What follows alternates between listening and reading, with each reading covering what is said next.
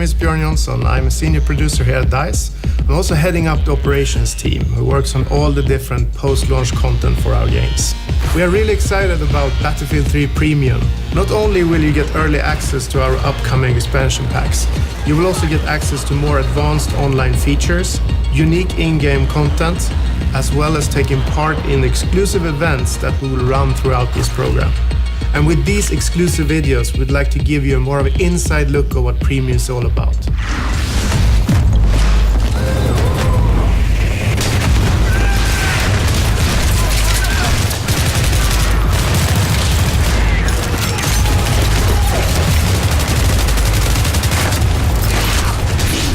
I'm Clsoe. I'm the lead designer for the DICE operations team, and I'm currently in charge of designing the X-Packs for Battlefield 3. I started at DICE in 2004 as an animator doing weapon animations for BF3, and since then I've moved on to design. The idea behind Close Quarters is to capitalize on what the Battlefield universe is. In 1 second you can be like an infantryman running through a house, and in the next second you can be a pilot soaring through the skies in a jet fighter. So it has all these very exciting elements, and what we want to do with Close Quarters is to really capitalize on the infantry-focused, tight combat environment. Now with maps that really cater to it. In order to enhance that, we've also introduced what we call HD destruction, which basically means that you can use only your rifle.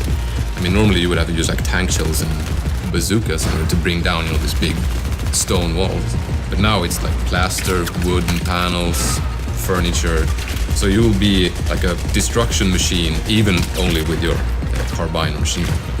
It makes everything very vivid and very kind of in your face.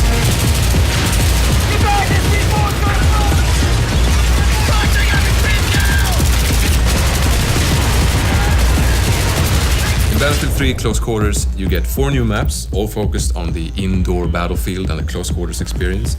You also get 10 new assignments, which will allow you to unlock 10 new weapons. And finally, you get 2 new game modes, Conquest Domination and Gunmaster.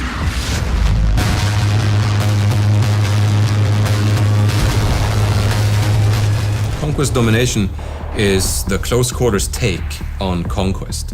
You basically have less amount of flags with much quicker cap time. So flags tend to change owners very quickly, but also you have no safe spawns, you don't have any home bases. So it's really important that you keep control of these key areas. And I think squad play is the key factor in achieving victory in Conquest Domination, because it's really important to really maintain control of these areas, because you have no other safe zone, you just need to do that.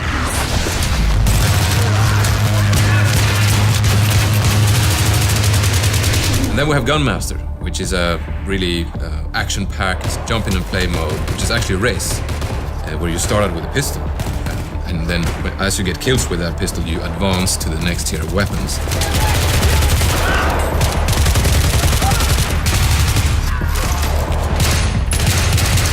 In order to win the mode, you need to go through the powerful weapons and ultimately win by getting a knife kill in the end.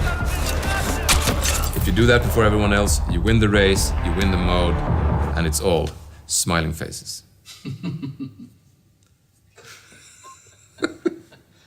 All smiling faces or one smiling face? It's actually true, there's only one smiling face, and then there's like 15 frowns, but hey, it's all smiling faces, it's a fun mode.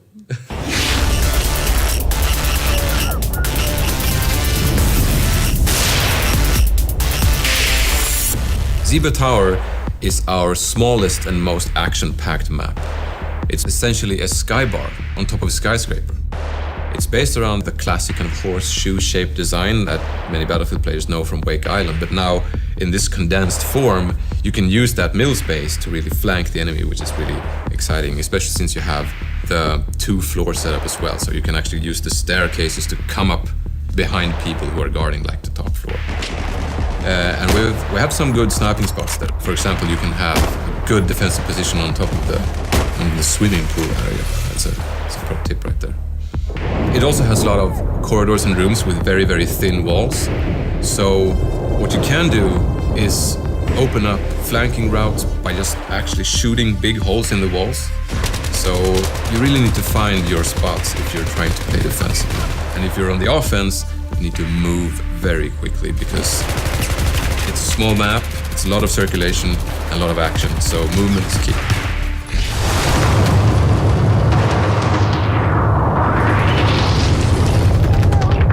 Dania Fortress is the most varied map.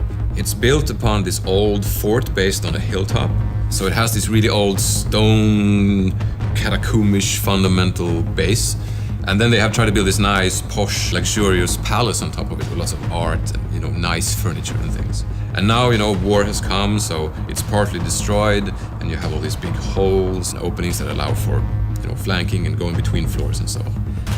Gameplay-wise, it has lots of stairs that lead to either flag positions or to the other floor, of course, and also to certain sniping spots that you can have overview of the courtyard or big corridors.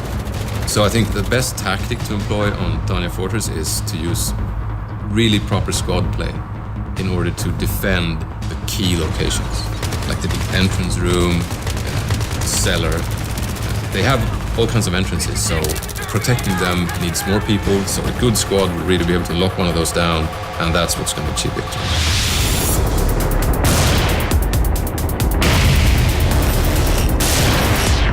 Operation 9 to 5 is our biggest and most destructible map, I would say. It is essentially an office with the cubicles and the desks and the cafeteria and the bathrooms, and they're all not very sturdy. So there's lots and lots of destruction. You will see someone on the other edge of the office, and he's partly covered by, the cubicles and the furniture, but you will just shoot through that and start putting, downrange fire on them. So it's still close quarters, but it features the longest ranges in the expansion pack, and it makes it really interesting. And I think on Operation 9 to 5 you see the most kind of varied weaponry being used. And also, it has a garage that goes kind of underneath the whole complex where, the former employees had all their cars. So you can use the garage as a traveling hub, if you will. You can go up that fire escape or through that staircase and end up on the other side of the map. So you really need to mind those extra exits when you play Operation 9 to 5.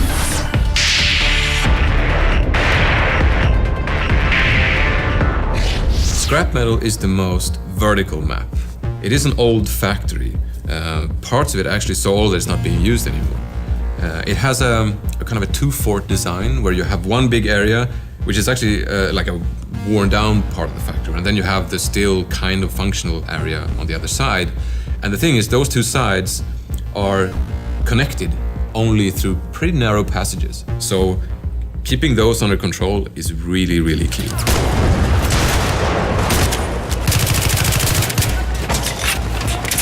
In order to protect those entrances, you need to control those while staying in control of your rooftop, because that's another entrance point, and that's very open and long range, so you're going to see a lot of snipers covering those rooftops. And also, since it's an old factory, it's made out of mostly concrete and metal, so you won't have the same abilities to, tear down walls and create flanking routes. So positioning, I think, is the absolute key to winning on scrap metal. It's very exciting when you have control of one side and you're trying to figure out how to assault the enemy on the other side. And I think that's a very exciting proposition that comes with scrap metal.